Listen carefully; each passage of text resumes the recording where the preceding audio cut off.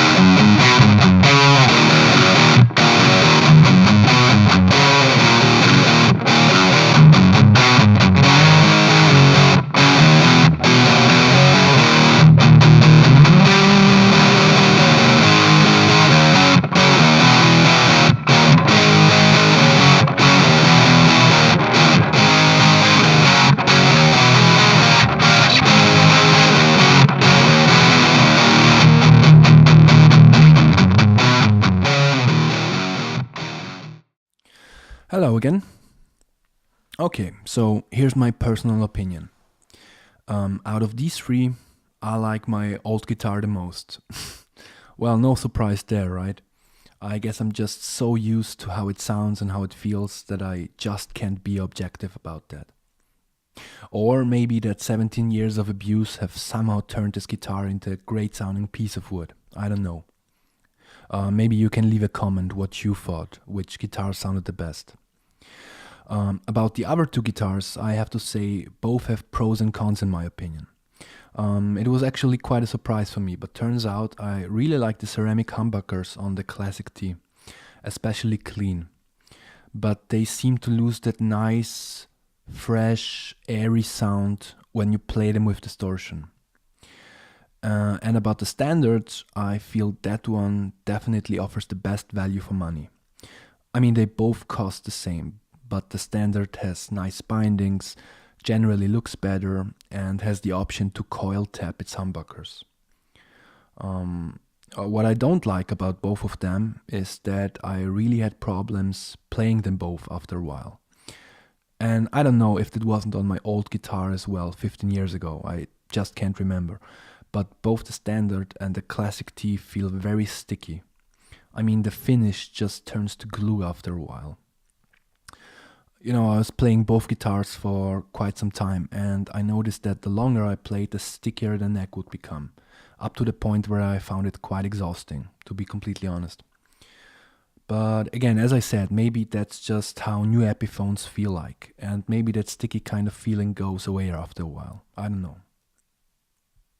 Okay, so that was my conclusion on this shootout. If I would have to keep one of those two, that would be really a tough decision. But I have to tell you something else. Okay, bear with me. So while I was making or preparing this video, I actually went to a music store with my fiancée and tried out a couple of Gibsons, just out of curiosity. I tried out a Gibson Les Paul Studio, a Gibson Les Paul Classic, a Traditional, a Tribute, and for comparison, I also played an Epiphone Standard Plus Pro there, the same model as this one, on the same amp as the Gibsons. I believe it was a Fender Deluxe reissue. And in all fairness, to be completely honest, they all sounded a bit better than the Epiphone. But I didn't like the neck of the Traditional. The Classic neck felt strange too, and so on. But then I also tried out the new Gibson Les Paul Standard T 2017. And this is the actual truth, I swear to God. My fiancée, who is not a musician, got goosebumps when I just played a clean chord. And she couldn't believe her ears how great that guitar sounded. And how big of a difference it actually was to all the other ones, especially to the Epiphone. The sound is just so much fuller and rounder and warmer and you name it. She later said, thank God that I took her with me to that store, because she wouldn't have believed me when I just told her how great that Les Paul Standard sounded. And I sat there in that store and played it for a good while, and I kid you not, it was as if I somehow unlocked some magic skills. My playing felt absolutely effortless, solo stuff that never seemed to work on my old Epiphone felt absolutely effortless. It might have been the very first time in my life where I felt a guitar was working with me, not that I was working it, to make music. It was absolutely magical. My girlfriend even started to film me on her smartphone, and she later said, it seemed that I and this guitar were verschmelzen, so melting together. The neck and the finish and the body and everything, that Les Paul Standard felt as if it was made just for me. And believe me when I say, I definitely didn't go there to see how much worse an Epiphone can be compared to a Gibson. On the contrary, I went there to convince myself that Gibsons are just a fancy name on the headstock, they are overpriced, they are not worth the money, right? But here I am, I stand corrected. And as I said, my old black Epiphone is 17 years old. In the 17 years, so many guitars have come and gone. I had other Epiphones, I had a Schecter, I had an Ibanez, and so on. And I sold all of them eventually, because not one of them was the one, you know? And I never even thought about trying out a Gibson, ironically. So here's my real conclusion. Listen, Epiphone is a really great company, and they make great guitars. And if you are a beginner, or if you are unsure if making music is for you, then one of those two or another model by Epiphone might be just the instrument for you. You know, they sound great, they are generally good to play, they are generally well made. But if you are unsure, or if you also have a history of buying and later selling guitars, then do yourself a favor and do the same thing as I did. Go to a music store and compare for yourself, you know. Don't trust reviews on the internet. Don't trust YouTubers that record their demos with ribbon microphones and high-end preamps, because you will be disappointed. No, go to a music store with a good selection of guitars and just compare for yourself an Epiphone versus a Gibson. And check how the weight feels for you, how the neck fits your hand, if the guitar actually inspires you, right? Because these things are so much more important than just pure sound. And pure sound is all that you get from YouTube. And hey, maybe if you do check out some Gibsons, different models, you will still say, nah, I like Epiphones better. Well then, awesome, good for you. At least you tried them and now you know. But personally, I'm so glad that I followed that hunch and went to that store. Because if I didn't, I definitely would have kept, one of those two Epiphones. And I guess in a couple of months, I again would suffer from buyer's remorse and again sell that guitar for less than I paid for and again be on the lookout for something else, right? So my plans are to send these two back and start saving for the Gibson. It might take a while, but I just know it's so worth it. When even your fiancée, who normally rolls her eyes when you plan to buy some pedal for $100, encourages you to buy a guitar that costs 2,700 freaking euros and even proposes to pay a share of it, then it's not just in your head, but other people can see it and hear it and feel it too, right? And listen, I'm sorry if you came here to have a buyer's guide on what Epiphone to buy. As I said, they are great guitars, but for me personally, I know what my next purchase will be, right? But again, that's just me. Your opinion might be a completely different one.